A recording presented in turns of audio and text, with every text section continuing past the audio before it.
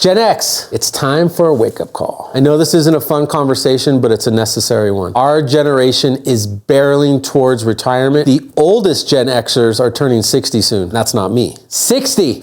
That means retirement isn't some far-off concept anymore. It's right around the corner. Studies show over 1/3 of Gen Xers have less than $10,000 saved for retirement. That's less than some people spend on a family vacation. So I want you to stick around for this full video because I actually have a Gen X client that's gonna come on and share with you some other challenges that Gen Xers face when it comes to inheriting money from our parents. Not only the emotional impact, but the financial impact if you don't have a plan when we're considering taxes, transparency, how to get these accounts in your name. It's extremely impactful. Let's start with Social Security. As of 2024, and this is like a horrible statistic, the average Social Security check is only $1,920 a month. That's $23,000 a year if you need a calculator. But the average annual living expenses for someone age 65 and older, it's almost $60,000. Like, you're not gonna be living with your parents for the rest of your life. You can't meet chicks this way. It doesn't work. Now that's a gap of $35,000, and if you do the math, you need about $900,000 saved to fill that gap with retirement withdrawals. You need to start saving and you need a plan. And here's where it gets worse. Social Security is under immense pressure. The trust fund is projected to be depleted by mid-2030s unless Congress figures something out and they can,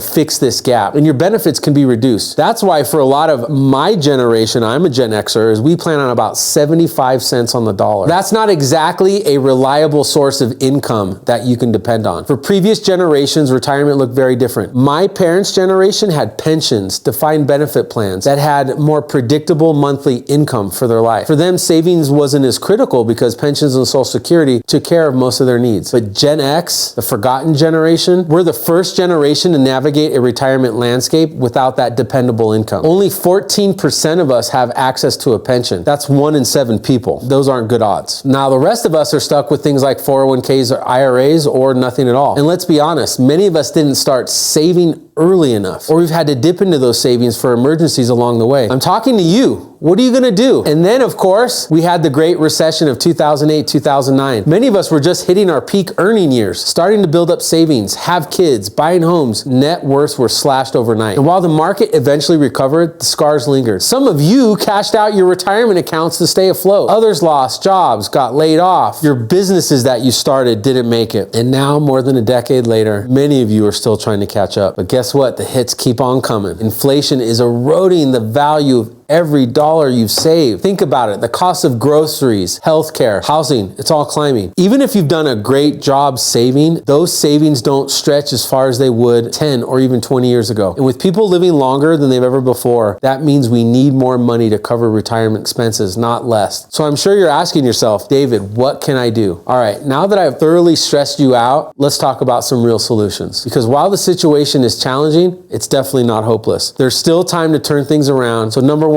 start saving more today, right now, right? The traditional advice is to save 10% of your income for retirement, but that's completely outdated. And that's not a blanket statement. That doesn't apply to everyone. We need to aim closer to about 20%. I know that sounds tough, but here's how you can get there. Let's follow the 50-30-20 rule. 50% of your after-tax income should go to necessities, rent, utilities, groceries. 30% should go to your wants, vacations, dining out, and hobbies. 20%, that's for your future. That's for your retirement savings. And look, a lot of you just waste money. A lot of unnecessary subscriptions. Some of you have like 4 gym memberships. Cut it out. Start cutting things back. Some of you go out too much. Start cooking for yourself. Get smart with your money. Have a budget, have a scorecard. What's more important, that you live like a rock star today, or by the time you get into retirement, you actually can travel and do the things that you want to? Those are tough conversations that you need to have with yourself. Number 2, invest wisely. Again, saving isn't enough. You also have to invest wisely. Your asset allocation, the mix of stocks, bonds, and other investments, should align with your goals and your timeline. If you've got 10, 15 or even 20 years before you can retire, you can afford to take more risk and invest heavily in things like stocks for growth. But if you're closer to retirement, you want a more balanced approach. This is where working with a financial advisor can make a difference, and we can custom build a plan that suits your needs and fits your goals. Number 3,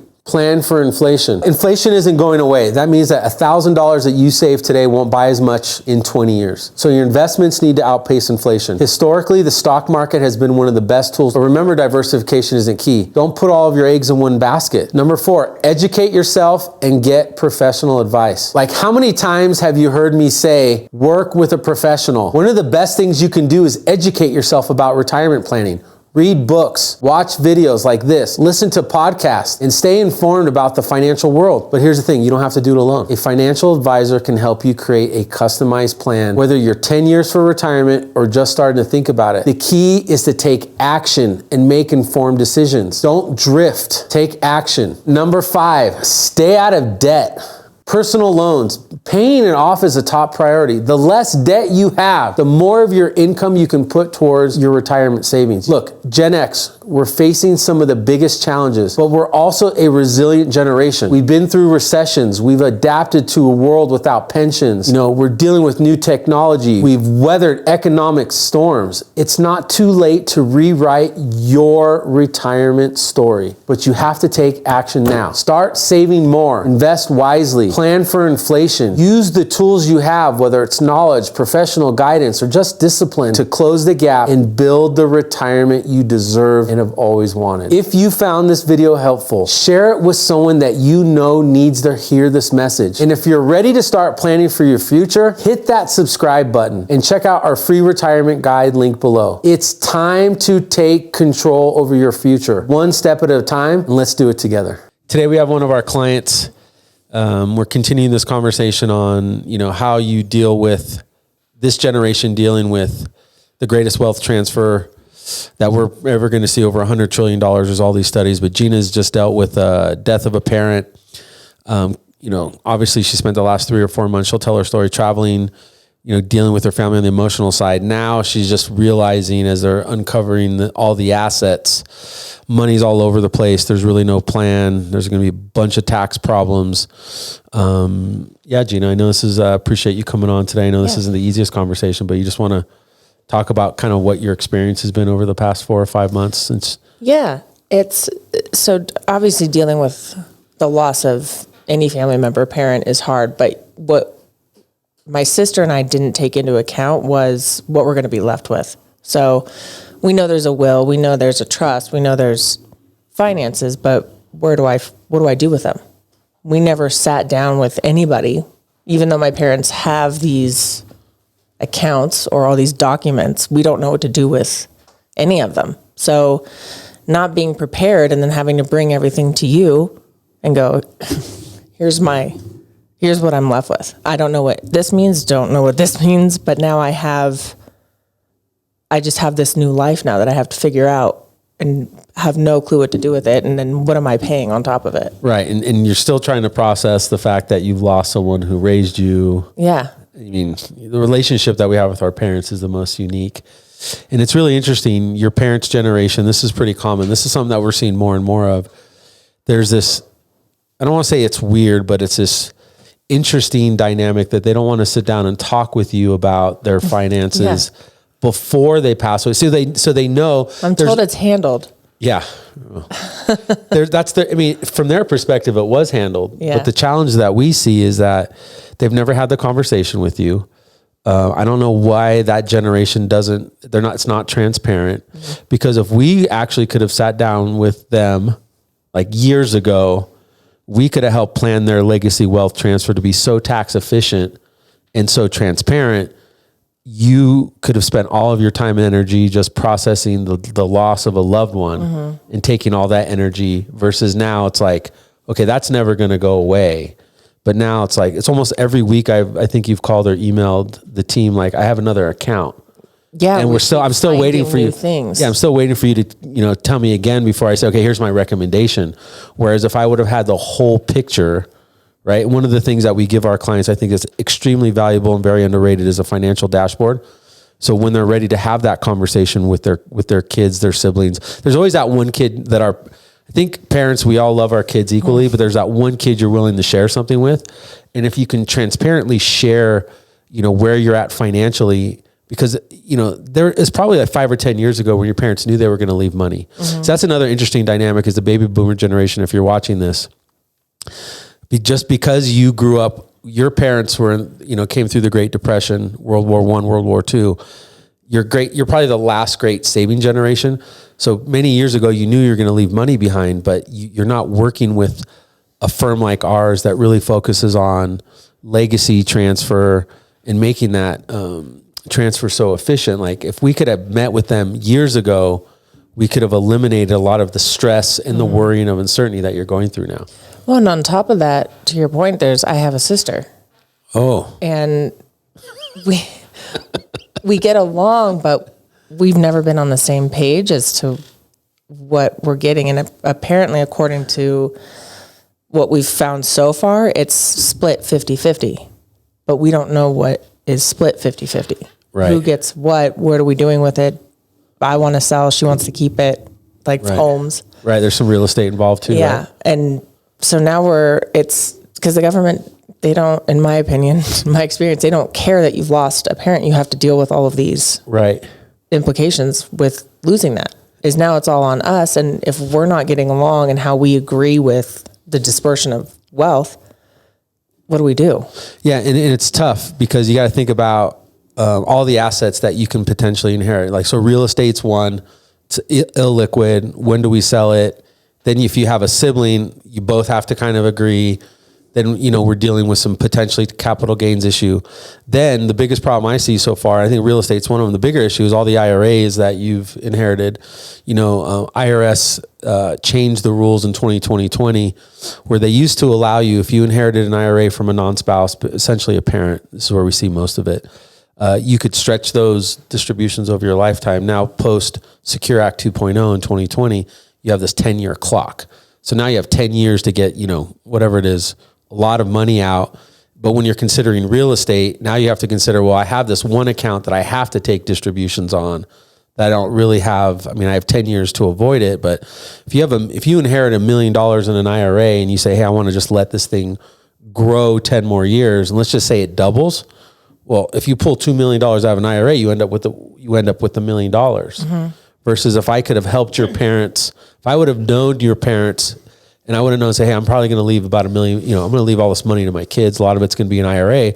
We would have started looking at strategies to make that more of a tax-free wealth transfer. Mm-hmm. Could have done some things with the real estate. And then also if you ever inherit a non-qualified annuity, those have unique rules too. That now has a 5-year rule where you have to take the money out of 5 years. So it's like this puzzle that's coming into play, almost a week at a time. That's, it's very stressful. Yeah. And my mom had a pension on top of all of this. So it's like, I don't know who's taking from what and where I'm supposed to be putting money where. And nothing is set in stone, even though they thought it was. Right. They thought having a will. Yeah. No, it's all right here. Oh. It's on this one page. And and it's not. doesn't really matter. No. And that's one thing that we're really good at here at BAM Advisory Group. We have a great team, is that we're willing to do the deep work, make the calls, taking our time, being patient, because we care, right? We want to, and plus two, we don't want our clients to come to us saying, oh, I have this bigger tax bill than you thought because you didn't do your due diligence. I think that's, to your point, is what's helped me is working with you, you're answering those questions for me. You're asking those hard questions that I don't even know. Half of what I have in front of me, I don't even know what it is. So you're taking that on and almost taking that brunt of all the work, asking the questions, figuring out who has what, so I don't have to. No, that's what we love to do. It's like a good doctor should take a lot of tests before they recommend what they're going to do, right? It'd be like like most financial advisors work like this. You walk into their, it's like imagine walking into a doctor's office and they peek out and they say, okay, and they throw a bunch of pills at you and then they come and stab you with the needle and said, okay, you're going to be fine. What we like to do is draw blood, really investigate. Take your urine. Not, we'll test it. Right? We're not going to do anything. Test it. We'll test your urine. We're not just going to keep it. And then analyze it and look at it 4 or 5 times before we make a recommendation. And if you're watching this video and you have an elderly parent that that has wealth, from just like, hey, mom, dad, I love you. I think you need to have that conversation with them. I'm telling you, for the clients, one of the reasons we do what we do for our current clients, which is, building a plan, focus on tax planning, provide them with a financial dashboard that's transparent. So like at least their spouse knows what they have. A lot of you spouses, when your first spouse dies, if you have no understanding of what's going on with the money, that's a big mess too. And we want to have that financial advisor, that leader that's willing to do all the upfront work. So when the time comes, we've eliminated most of the surprises and we have an action plan. You want your advisor to be proactive versus what we see reactive. Mm-hmm. Yeah. And that's unfortunately what I had to put you in was now it's like, pull the trigger. You got to go now. Scramble drill. Over. Yeah. So unfortunately you had to have that. And I wish I would have come sooner and had that conversation ahead of time and really gone through what our options were and what our plan is if and when that happens. So what would you if someone who's watching this right now that's maybe in your shoes or has an elderly parent that maybe has 5 years left, what would you tell them?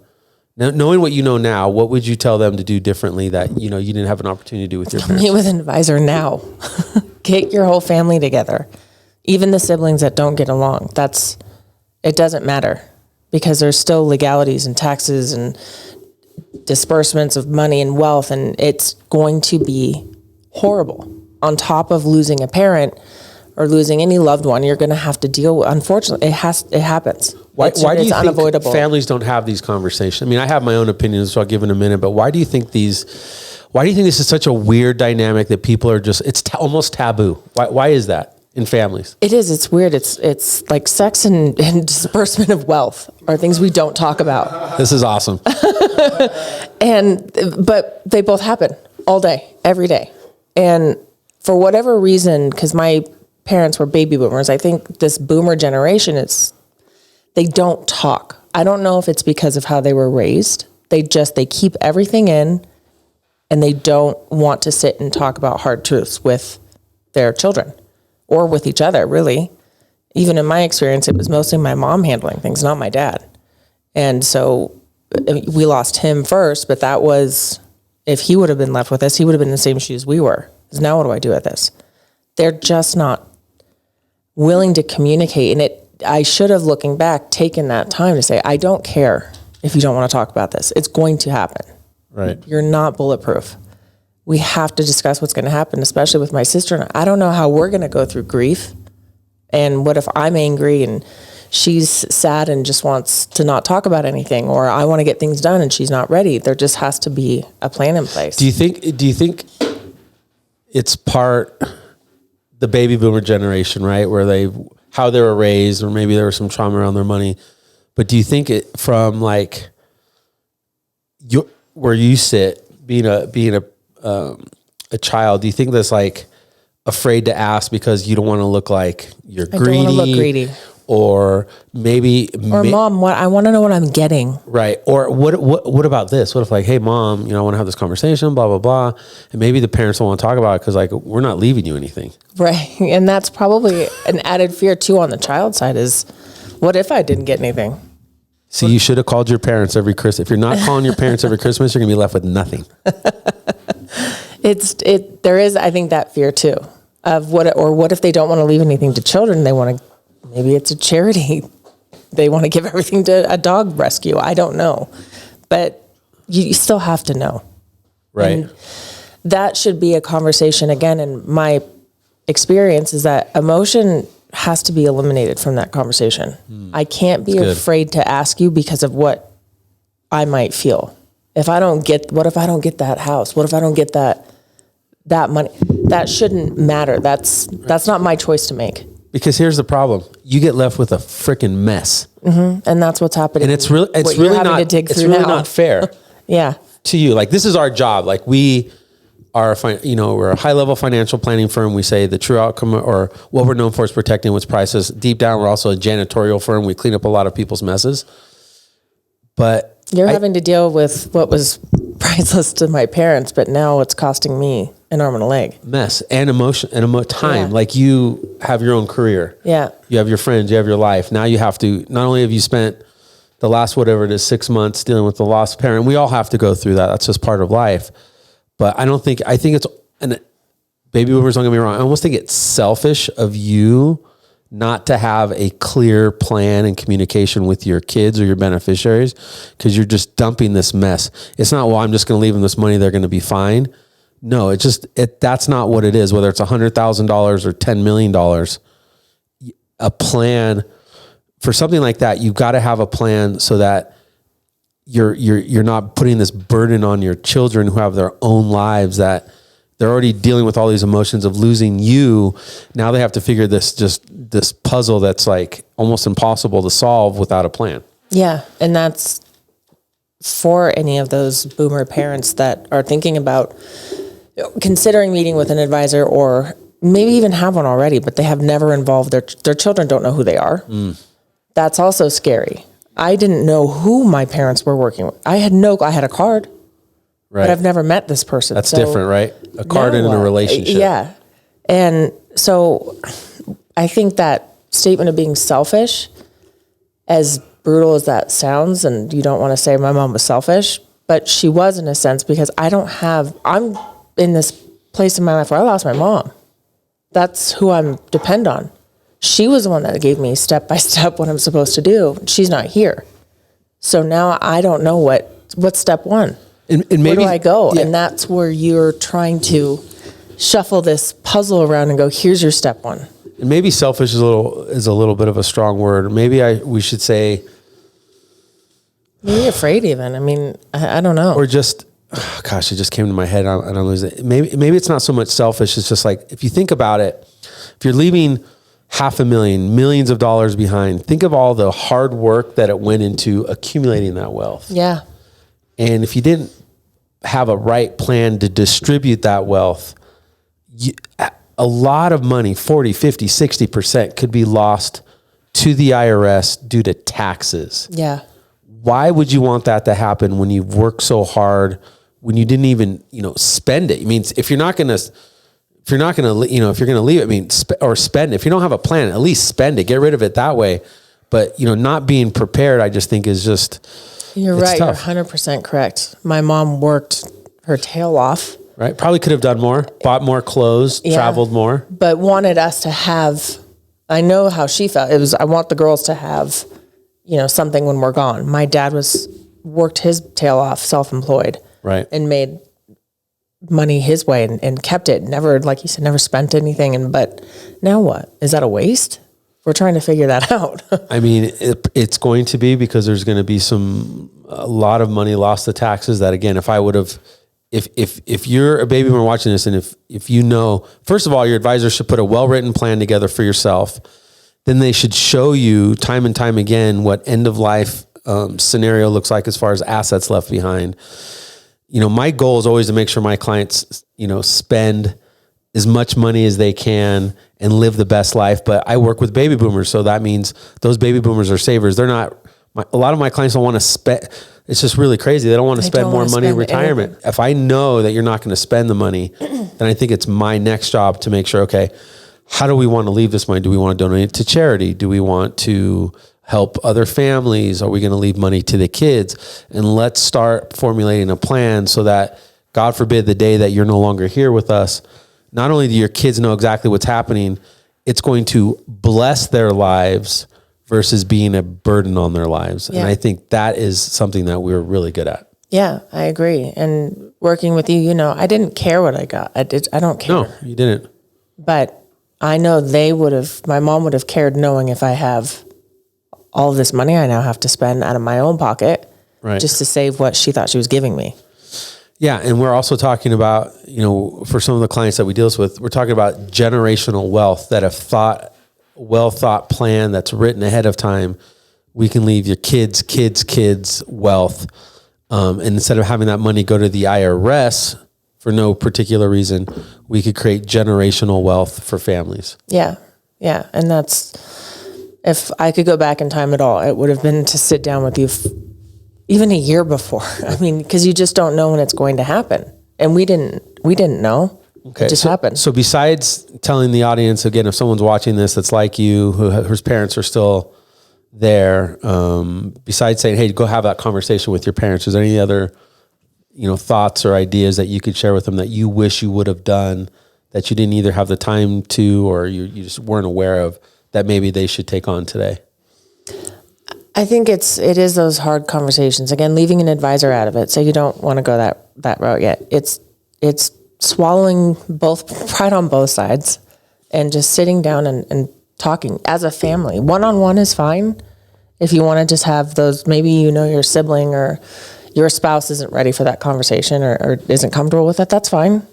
Just have it. Just start talking now. Pull out, any scenarios, any possible scenarios or outcomes because maybe they think you want one thing and you don't. And have your trust reviewed. Yeah. When was the last time you've had your will? Do you still have all these? We're finding things that it's not even, doesn't even exist anymore. It's wild. Like, what am I supposed to do with this?